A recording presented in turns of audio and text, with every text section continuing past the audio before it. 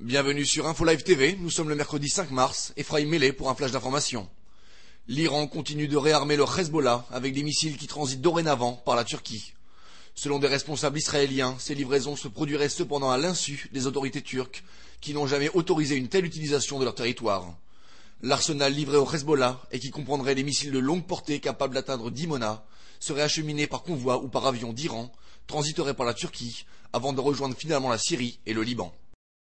Un nouveau scandale aux Nations Unies. Suite à la demande du ministre des Affaires étrangères iranien, le Conseil pour les droits de l'homme des Nations Unies a observé hier une minute de silence en hommage, je cite, aux martyrs palestiniens tués lors de l'opération israélienne à Gaza la semaine dernière.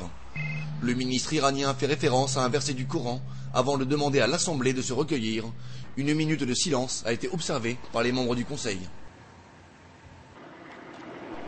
Un haut responsable de l'organisation du djihad islamique a été tué hier soir à Gaza lors d'une opération israélienne, une opération menée par les troupes d'élite de l'unité Egoz.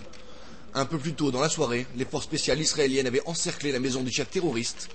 Des échanges de feu s'étaient ensuite produits, au cours desquels le haut responsable des brigades Al-Quds à Gaza a semble-t-il trouvé la mort.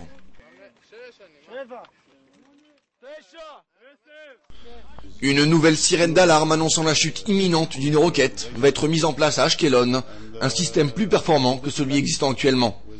Le vice-ministre de la Défense, Matan Vilnaï, a en effet décidé de renouveler le système d'alerte suite à de nombreuses plaintes d'habitants d'Ashkelon qui ont affirmé ne pas entendre l'alerte.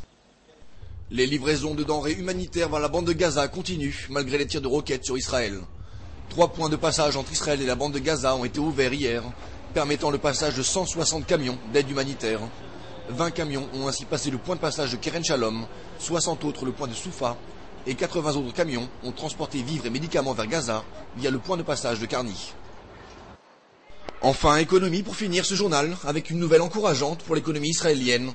Malgré la récession survenue aux États-Unis, Israël devrait connaître une croissance économique de 4,8% en 2008, une croissance qui, selon les experts, devrait se poursuivre en 2009, avec un taux estimé de 4,4%.